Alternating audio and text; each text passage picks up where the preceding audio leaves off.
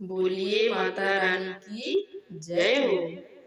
माई महारानी की मोहनी मूरतिया कलेजा छुवेला, ओ कलेजा छुवेला।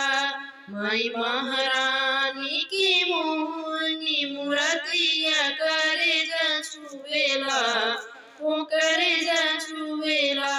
जैसे गुड़हल के फूलवा से रस चुवेला, ओ की रस चुवेला। माई महारानी की मोहनी मूरतिया कलेजा छुवेला, ओ कलेजा छुवेला। जैसे गुड़हल के फूलवा से रस चुवेला, ओ की रस चुवेला।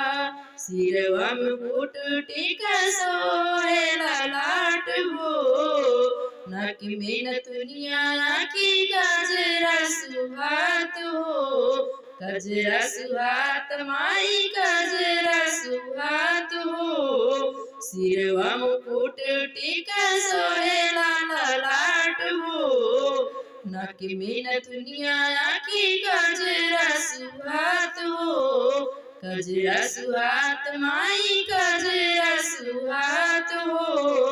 लाले लाले ओठवा पे, लाले लाले ओठवा पे सोहेला ललैया, वो कलेजा छुवेला, वो कलेजा छुवेला। जैसे गुड़हल के फूलवा से रस चुवेला, वो की रस चुवेला। माई महारानी के मोहनी मूरतिया, वो कलेजा छुवेला, वो कलेजा छुवेला। जैसे गुड़हल के फूलवा से रस चुवेला, वो की रस चुवेला। कनुआ में कुंडल सोहे गले सोहे हरवा, केसिया सवारी बाटे महा के गजरवा, महा के गजरवा माई महा के गजरवा। कनुआ में कुंडल सोहे गले सोहे हरवा, केसिया सवारे बाटे महा के गजरवा, महा के गजरवा माई महा के गजरवा। रात हो या दिन बाकी, रात हो या दिन बाकी, चमके सुरतिया कलेजा छुवेला, ओ कलेजा छुवेला। जैसे गुड़हल के फूलवा से रस चुवेला, ओ की रस चुवेला। जैसे गुड़हल के फूलवा से रस चुवेला, वो की रस चुवेला। माई महारानी के मोहनी मूरतिया कलेजा छुवेला, वो कलेजा छुवेला। जैसे गुड़हल के फूलवा से रस चुवेला, वो की रस चुवेला।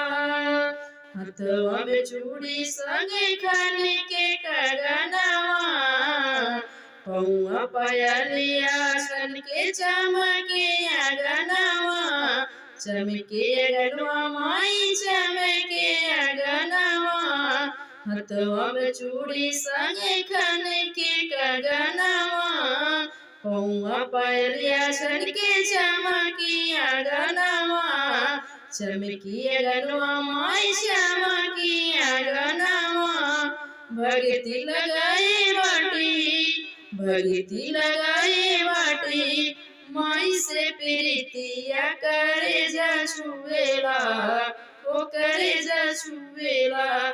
जैसे गुड़हल के फूलवा से रस चुवेला, ओ की रस चुवेला। माई महारानी के मोहनी मूरतिया कलेजा छुवेला, ओ कलेजा छुवेला। जैसे गुड़हल के फूलवा से रस चुवेला, ओ की रस चुवेला। जैसे गुड़हल के फूलवा से रस चुवेला, ओ की रस चुवेला। जय माता दी।